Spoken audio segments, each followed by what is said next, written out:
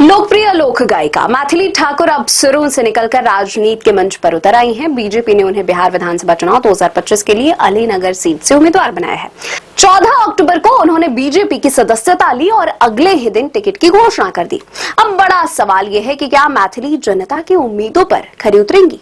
क्या संगीत के सुरों से सियासत के रण को साध पाना आसान होगा? 25 जुलाई 2000 को बिहार के मधुबनी में जन्मी मैथिली ठाकुर ने बहुत कम उम्र में संगीत की दुनिया में अपना नाम बनाया। उनके पिता रमेश ठाकुर एक संगीत शिक्षक हैं। उन्होंने बचपन से ही मैथिली को सुरों का संस्कार दिया। उन्होंने शास्त्रीय संगीत और मैथिली लोकगीत दोनों में महारत हासिल की है। सोशल मीडिया पर उनका क्रेज किसी स्टार से कम नहीं है। उनके इंस्टाग्राम पर 6.3 मिलियन फॉलोअर्स है और यूट्यूब पर उनके गानों को करोड़ों लोग सुनते हैं। पिछले साल नेशनल क्रिएटर अवार्ड में प्रधानमंत्री नरेंद्र मोदी ने खुद मैथिली को सम्मानित किया था। वो पल मैथिली के करियर का टर्निंग पॉइंट था और शायद अब राजनीति में भी उनकी पहचान का आधार बनेगा। मैथिली ठाकुर असल में अपने गांव की सीट बेनीपट्टी से चुनाव लड़ना चाहती थी, लेकिन बीजेपी ने उन्हें अलीनगर विधानसभा सीट से मौका दिया। एक ऐसी सीट जहां जातीय समीकरण और स्थानीय राजनीति हमेशा से दिलचस्प रही है।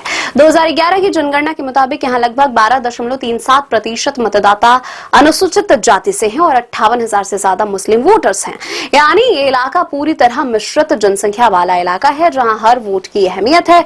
बीजेपी को उम्मीद है कि मैथिली को लोकप्रियता युवा और महिला मतदाताओं को अपनी ओर खींचेगी। अलीनगर विधानसभा सीट 2008 में परिसीमन के बाद अस्तित्व में आई थी।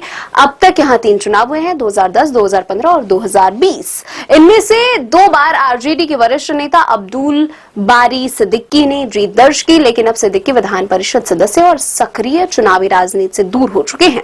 पिछली बार यह सीट मिश्री लाल यादव के पास गई थी, जो बाद में बीजेपी में शामिल हुए, लेकिन 2024 के फ्लोर टेस्ट के दौरान राजद के साथ देने वाले के आरोप में पार्टी ने उनसे दूरी बना ली थी। अब पार्टी ने मैथिली ठाकुर को मैदान में उतारा है, जिससे यह सीट फिर सुर्खियों में आ गई है। मीडिया रिपोर्ट्स के मुताबिक मैथिली ठाकुर की अनुमानित संपत्ति 7 से 10 करोड़ रुपए बताई जाती है।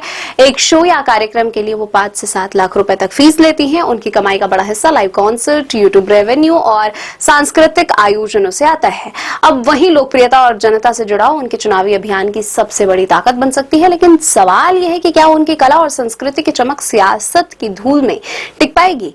मैथिली ठाकुर का राजनीति में उतरना बिहार की सियासत में एक नई कहानी की शुरुआत है, जहां एक कलाकार जनता की आवाज बनना चाहती है। क्या उनके सुरों की राजनीति जनता के दिलों में गूंज पाएगी या फिर ये सुर चुनावी शोरों में खो जाएंगे? ये फैसला 2025 के चुनाव ही बताएंगे। बाकी आप इस बारे में क्या राय रखते हैं, कमेंट करके जरूर बताएं। वीडियो पसंद है तो लाइक करें और चैनल को सब्सक्राइब करें।